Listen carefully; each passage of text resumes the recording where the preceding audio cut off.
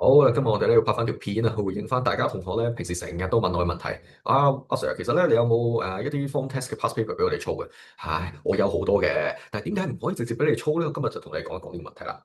我哋首先睇一睇我哋往年同埋今年嘅嗰個 teaching schedule 先。你粗略睇一睇左手邊左上角嗰個2023至24年，其實24、25都係一樣嘅啫。OK，理論上25年之前嘅都係咁上下。OK，右下角嗰個係今年嘅，你會見到其實都幾大分別㗎嚇。你初步睇一睇先，一陣間我哋會深入分析嘅。OK，跟住我哋首先睇第一個重點，你睇下 form test 嘅日期年年都唔同㗎。我哋睇翻，呢個23年嘅11月27號，呢個25年嘅11月10號，然之後你就問阿 Sir，其實都係11月啫，有幾大分別啊？喂，你讀咗兩個幾 cycle 喎？你諗下，其實你老師可以教多好多書，你呢一個teaching schedule 其實係 form 4嘅 teaching schedule 嚟嘅，你就嚟要考公開試㗎啦，時間其實好緊迫，嗰兩個 cycle 入邊其實可能可以教到好多嘢嘅。OK，所以而其實呢一個 form test 同呢一個 form test 嘅範圍會唔會唔同咧？話俾你聽，99%唔同添。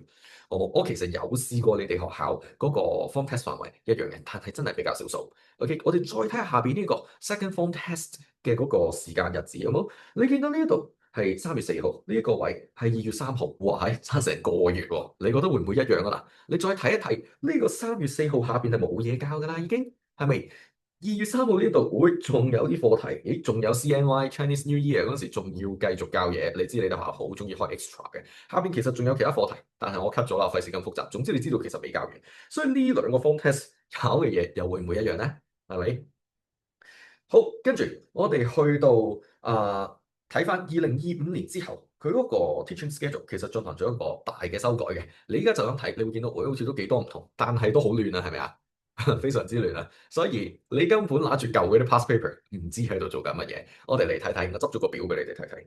嗱，你記住喎，你哋呢一個位咧，呢一份咧係你哋今年要考嘅範圍嚟㗎。你嗰個 form test 第一份 form test 咧，其實係考2、4、6、8個課題嘅啫。OK，我哋睇下下面有幾多個課題會唔同咗。好啦，咁因為個 teaching schedule 咧有少少亂嘅關係，因為個次序已經唔同晒啦，係咪？入邊課題又唔係好一樣啦。然之後我幫你抽絲剝繭，我哋 form four first form test 嘅時候，佢哋2025年嘅舊 syllabus 同埋2025年後嘅新 syllabus 有啲咩唔同？首先第一課就係4A 嘅第一課 number systems 嚇，第一課就唔同，係啊，第一課就唔同啦。呢個 4A 係咩 4A 啊？呢個 4A 其實係 DSE 嘅 4A 嚟㗎。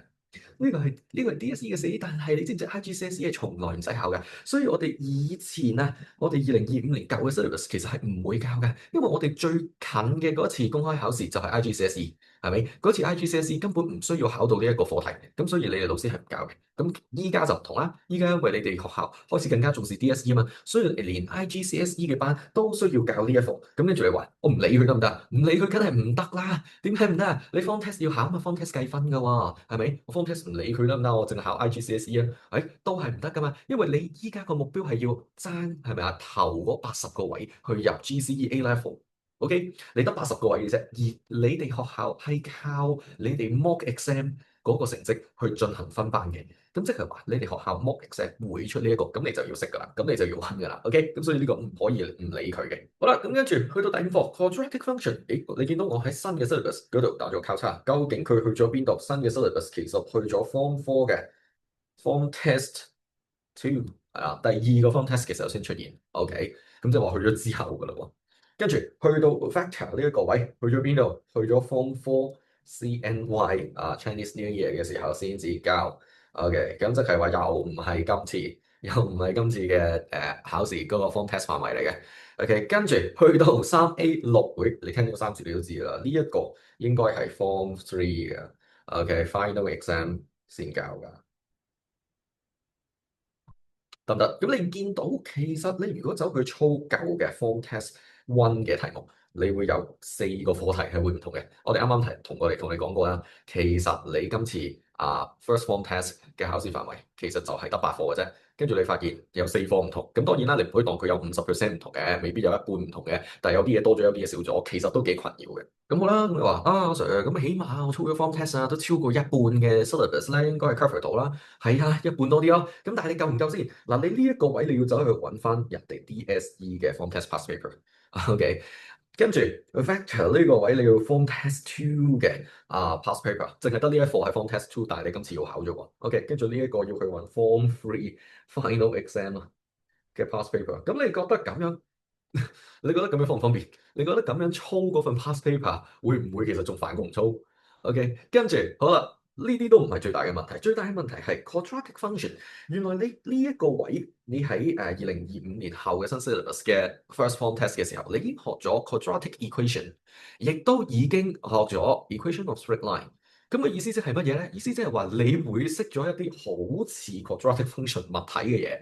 咁跟住你見到啲圖啊，見到啲題目之後咧，你就覺得死啦，係咪我學過㗎？學過唔記得咗啊？咁樣咁呢一個咁嘅情況咧，你無法辨認佢係咪歐思嘅題目，會浪費咗你時間同埋會打擊咗你嘅信心。呢一個先係重點。咁可能有人就會話啦，喂，阿 Sir，你咪亂噏嚇我啊？唔係嚇你啊，俾你睇下呢度呢個 measures of central tendency 呢課喺 Form 3教咗 final exam 嘅時候考咗。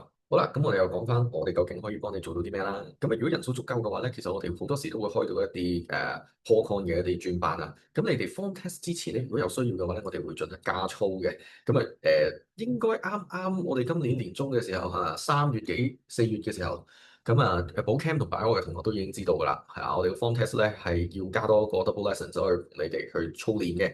OK，咁通常嚟講咧，上學期就未必需要嘅。你哋學校上學期咧就比較輕鬆啲嘅，係啦。去到Christmas 就開始瘋狂加 extra，甚至乎有老師會拍4個鐘頭片，叫你哋自己喺個長嘅假期入邊睇咗佢，咁就當教咗㗎啦。咁所以啲人就成堂問好，唔知發生咩事咁樣咧，咁就要 form test 要考嗰課㗎啦。咁通常就去到下學期嘅時候，時間就會因為佢哋係咁加 extra 而變得咧比較緊湊啲。到時我哋可能要加操。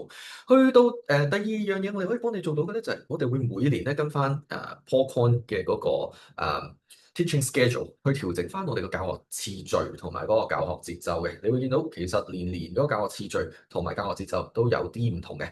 咁2025年嘅前後就更加明顯添啦，個次序直情調到亂晒㗎啦，其實完全同之前咁樣唔同，所以我就同你講，嗰啲 form test 嘅 past paper 其實唔係太用到嘅。好，咁跟住我哋去到第三樣嘢，我哋每一次嘅 form test 同埋 exams 之前，我哋都會最少俾2份係一個 double 份量嘅revision paper 俾你哋。咁即係每一份revision paper 等於2份 form test，即係話 total 係 form test 嘅4倍份量㗎啦。OK，咁啊應該足夠你哋去做訓練嘅。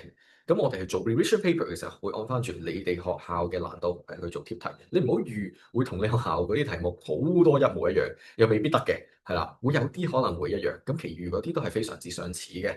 咁所以咧就幫你打定個底，熱定個身。咁你去到考 form test 嘅時候就唔會咁驚啦。好冇？咁除咗我哋今次講嘅數學科之外咧，我哋仲會有 Chem 啊、Bio 啊、中文啊。